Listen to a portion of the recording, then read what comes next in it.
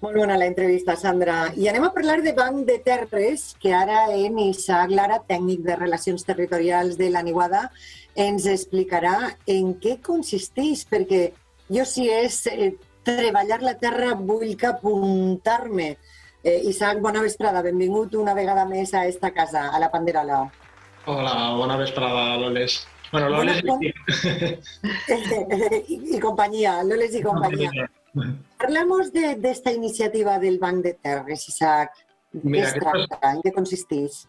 És una iniciativa que va sorgir del pacte territorial en el que estem i consisteix en la gent que tingui terres, els propietaris que tinguin terres que per lo que sigui no estan cultivant, o bé perquè no estan en una condició física com per treballar-les, o bé perquè tenen altres necessitats, però que alhora vulguin que aquesta terra s'utilitzi i s'empleï en alguna cosa que sigui regenerativa i que sigui positiva per l'entorn.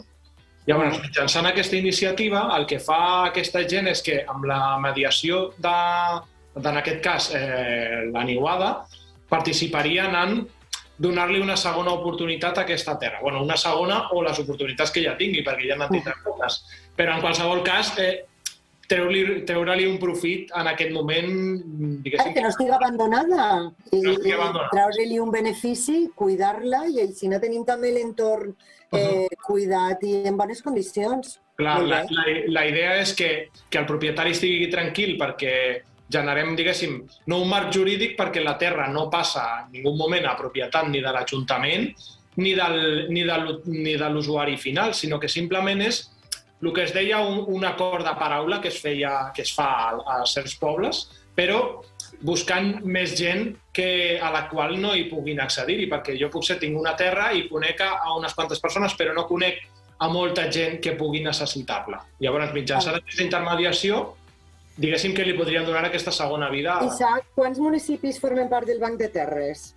Doncs en aquest moment som 10 municipis, que diguéssim que seria l'àrea d'influència del pacte territorial en el que estem nosaltres. Què és el que té que fer qualsevol espectador que en aquests moments està veient aquesta entrevista? Necessita tindre més informació i necessita ficar en mans del Banc de Terra els seus terrenys per a donar-li valor de nou i reactivar-los. Clar. Nosaltres també volem deixar clar que el que es faci a la terra serà profitós per la terra, o sigui, serà un cultiu, un tractament, etc. No serà un hort solar, per exemple, perquè diguéssim que no tingui temor la gent en què es transformarà en una altra cosa que no és. Perquè, per exemple, si són oliveres o si són armelers o qualsevol plantació, es recuperarà, no?, aquest cultiu.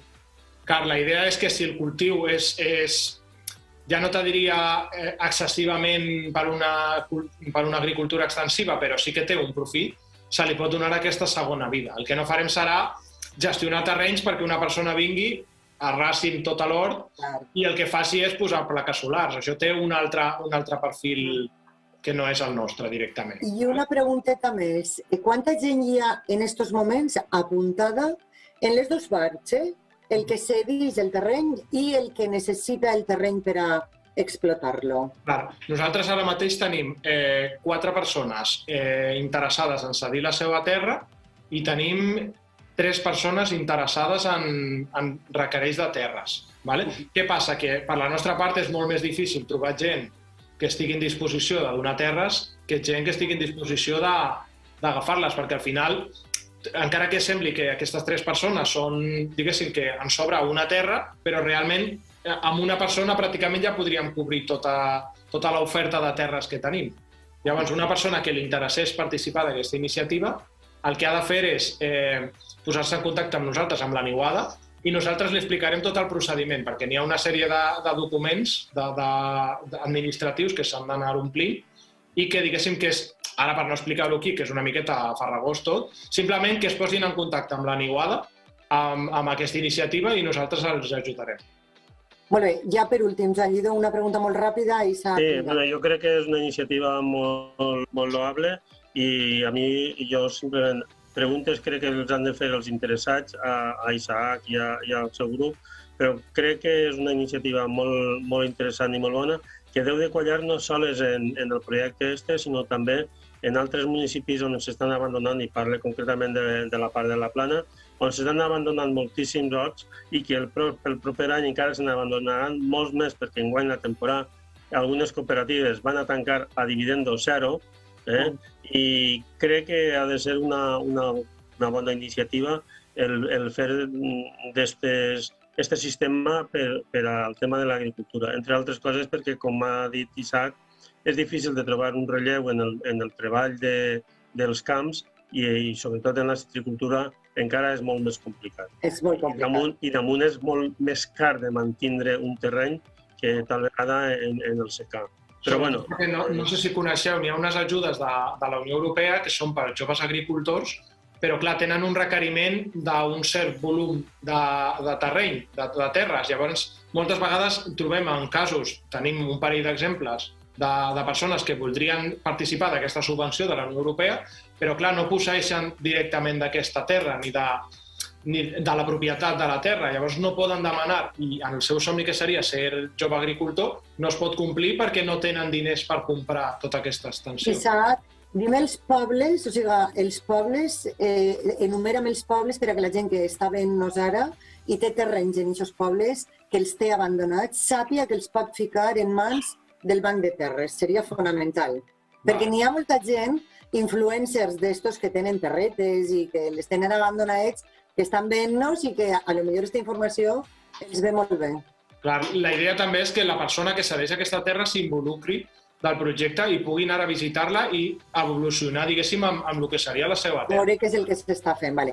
Són els municipis. Clar, els municipis serien, començant per la costa, espero no deixar-me ningú, tenim Benicàssim, Orpesa, Cabanes, Benlloc, Vilanova d'Alcolea, la Serra en Galceran, les Coves de Vinromà, Torreblanca, la Torre d'en Domènec i la Vall d'Alba.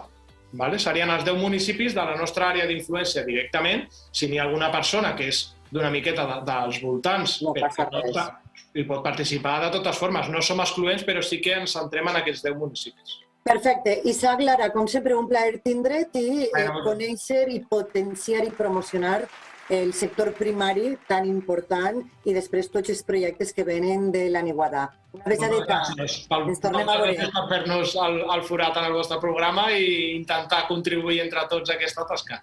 Vinga, adéu, moltes gràcies. Adéu.